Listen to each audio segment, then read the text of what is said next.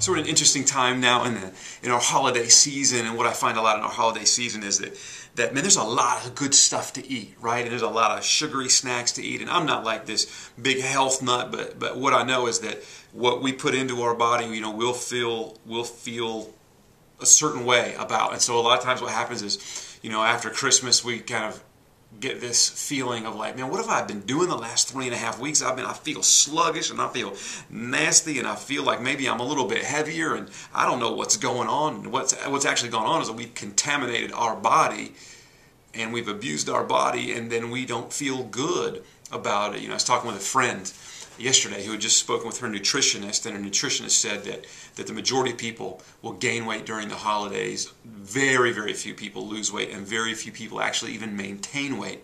So we're in this season basically of contamination. Now I'm all about like a good snack. Like one of our staff guys came in and gave me some good sugary snacks, and so I'll probably do some body contamination. I'm going to be straight up with you because it's good, but you know, we have to limit that. And then at the end of time, at the end of the holidays, I don't want to start the new year and go like, man, I just feel like I have trashed my body for the last 3 weeks. But I wonder if sometimes we feel that spiritually. You know, spiritually we feel like we're a little sluggish, and we feel like we're really where we don't want to be, right? And it's like, man, I don't know what's happening, but I just feel like I can't get any spiritual traction, and I just feel like it's not going right. And maybe it's because we've contaminated our body spiritually. Paul says in 2 Corinthians chapter 7, since we have these promises, dear friends, let's purify ourselves from everything that contaminates our body and our spirit, and reflecting holiness out of reverence for God. So Paul is saying, let's just purify ourselves from the things that contaminate our body. So think about the things that contaminate you spiritually. Now, automatically we go to, well, I know I shouldn't look at porn, that'll contaminate me spiritually, and I shouldn't, my thoughts, and all those things, and we usually go to the big things, okay, and those are things that will contaminate us, but I think even as dangerous are the small things that begin to contaminate us, right?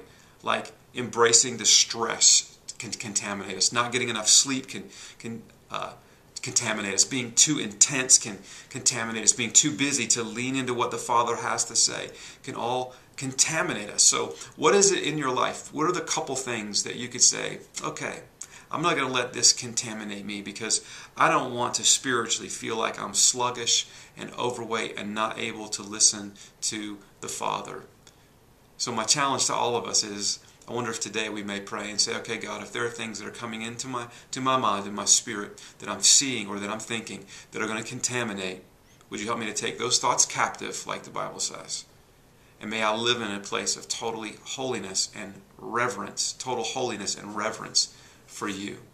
So today, would you capture those things that are potential contaminants in your spirit, and instead would you reflect holiness out of reverence for God? And as you do so, know that those things that contaminate us, those sinful things that might come in our life, that Christ forgives us from those things. So would you confess to Him and say, God, I ask that you would take these things, forgive me for these thoughts and these actions, because I don't want to live a life of being contaminated. Instead, I want to live a life of being filled with your Spirit, and I want to reflect your holiness and your reverence.